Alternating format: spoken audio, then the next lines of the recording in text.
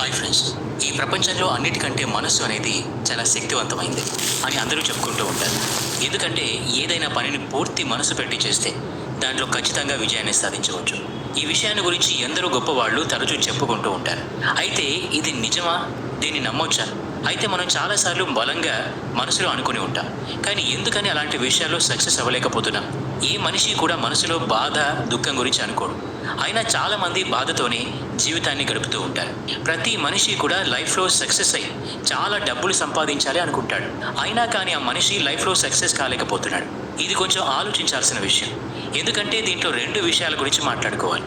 ఒకటి, ఈ విషయం చెప్పిన మహాపురుషుడు తప్పు అవుతుందా, లేదా మన తప్పు అవుతుందా? అయితే ఈ విషయాల గురించి ఈరోజు ఈ వీడియోలో డిస్కస్ చేద్దాం. అలాగే లా ఆఫ్ అట్రాక్షన్ గురించి డీటెయిల్గా తెలుసుకుందాం.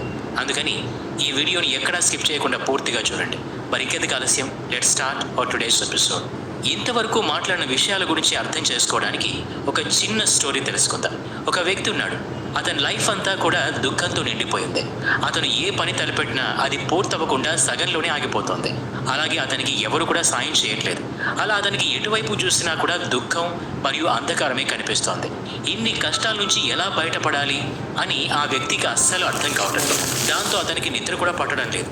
ఎప్పుడు తన కష్టాల్ని తలుచుకుని బాధపడుతూనే ఉన్నాడు. ఒక్కోసారి సూసైడ్ చేసుకోవాలి అనే ఆలోచన కూడా వస్తూ ఉంది. కానీ ఫ్యామిలీని దృష్టిలో ఉంచుకొని సూసైడ్ చేసుకోలేకపోయాడు. అయితే ఈ కష్టాల నుంచి ఎలా అయినా బయటపడాలి అని ఏం చేయడానికైనా సిద్ధపడ్డాడు. అలా ఒకరోజు ఆ వ్యక్తి తన ఫ్రెండ్స్తో, నేను ఈ జీవితాన్ని మార్చుకోవాలి, ఎలా మార్చుకోవాలి అని అడిగాడు. అప్పుడు అతని ఫ్రెండ్స్, నువ్వు ఎవరైనా బాబా దగ్గరికి వెళ్ళు, అలాంటి వాళ్ళ దగ్గర కష్టాల్ని తొలగించే మంత్రం ఉంటుంది. ఆ మంత్రాన్ని నువ్వు తెలుసుకుంటే నీ జీవితం అంతా సుఖ సంతోషాలతో నిండిపోయి చాలా డబ్బు వస్తుంది అని చెప్పారు. ఆ విషయాన్ని ఆ వ్యక్తి చాలా బలంగా తన మనసులో నాటుకున్నాడు. అలా ఏ బాబా గురించి తెలిసినా అక్కడికి వెళ్ళేవాడు. ఆ బాబాకి తన కష్టాల్ని చెప్పుకుని జీవితాన్ని మార్చుకోవడానికి ఏదైనా ఉపాయం ఉంటే చెప్పమని ప్రాధేయపడేవాడు. బాబాలు కూడా ఏదో ఒకటి చెప్పి బదులుగా అతని దగ్గర నుంచి దక్షిణాలు తీసుకునేవారు. అయితే ఈ వ్యక్తి బాబాలు చెప్పినవన్నీ నిష్ఠగా పాటించేవాడు. అయితే అప్పటికీ కూడా అతని సమస్యలు తీరలేదు. చెప్పాలంటే అతని జీవితంలో కష్టాలు ఇంకా ఎక్కువైపోయాయి. అతని దగ్గర ఉన్న కొద్దో గొప్ప అప్పుడు అతనికి బాబాల దగ్గరికి వెళ్ళడం వల్లే ఇంకా కష్టాలు. ఈ బ్లౌజ్ కుట్టడం నేర్చుకుంటే మీ జేబులో 1000 నుండి 3000 రూపాయలు ఉన్న. అప్పుడు అతనికి బాబాల దగ్గరికి వెళ్ళడం వల్లే ఇంకా కష్టాలు ఎక్కువైపోతున్నాయి అని అనిపించింది.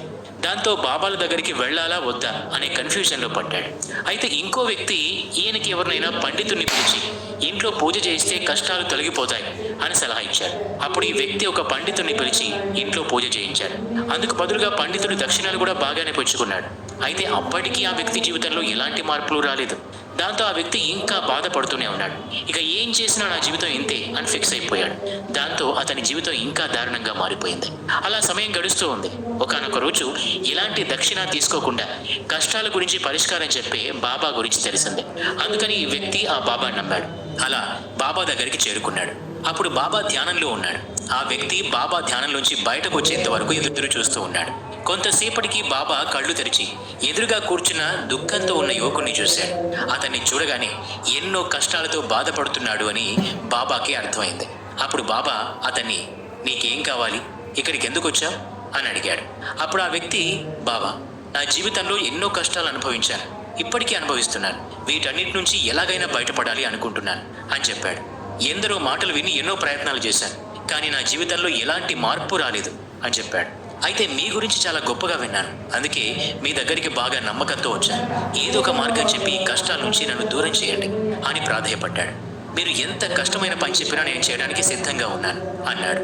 అప్పుడు ఆ వ్యక్తి ఎంత దుఃఖంలో మునిగి ఉన్నాడో బాబాకి అర్థమైంది. అప్పుడు బాబా వ్యక్తితో, కష్టాల్ని దూరం చేసే మంత్రం అంత సింపుల్గా ఏమీ దొరకదు అని చెప్పాడు. దానికోసం చాలా కష్టపడాలి, నువ్వు చేయగలవా అని అడిగాడు. అది విని ఈ వ్యక్తికి ఈయన కూడా అందరిలాంటి బాబానే అని అనిపించింది. అయితే వేరే దారి లేక ఆ వ్యక్తి, బాబా, మీకు ఎంత ధనాన్నైనా ఇవ్వడానికి సిద్ధంగా ఉన్నాను, కానీ మీరిచ్చే మంత్రం మాత్రం ఖచ్చితంగా పనిచేయాలి. అలా ఫలితం దక్కిన తర్వాత మాత్రమే నేను మీకు అడిగినంత ధనాన్ని ఇవ్వగలను అన్నాడు. అప్పుడు బాబా, ధనం అనేది చాలా చిన్న విషయం, అందుకే అలాంటి ధనం నాకు వద్దు అన్నాడు. అప్పుడు ఆ వ్యక్తి బాబాతో, మరి నన్ను ఏం చేయమంటారు అని అడిగాడు. అప్పుడు బాబా, నేను చెప్పేది చాలా కఠినమైన మంత్రం, దాన్ని పూర్తి చేయగలవా అని అడిగాడు. అప్పుడు వ్యక్తి, బాబా, మీరు ముందు ఆజ్ఞ ఇవ్వండి, నేను ఎంత కష్టమైన దాన్నైనా చేయకూడదు, కేవలం మనసులో మాత్రమే అనుకుంటూ వెళ్ళాలి అన్నాడు. అది విని ఆ వ్యక్తి, బాబా ఇంతేనా, ఇదైతే నేను చాలా సింపుల్గా చేయగలను, కానీ దీనివల్ల ఏం జరుగుతుంది అన్నాడు. అప్పుడు బాబా, ఎలాగో ఎందరో చెప్పినవి మంత్రాన్ని పాటించావు, నేను చెప్పిన మంత్రాన్ని కూడా ఒకసారి ప్రయత్నించుడు అన్నాడు. అప్పుడు ఆ వ్యక్తి సరే అని చెప్పి అక్కడి నుంచి వెళ్ళిపోయాడు. అప్పుడు బాబా అతనితో, నువ్వు ఈ మంత్రాన్ని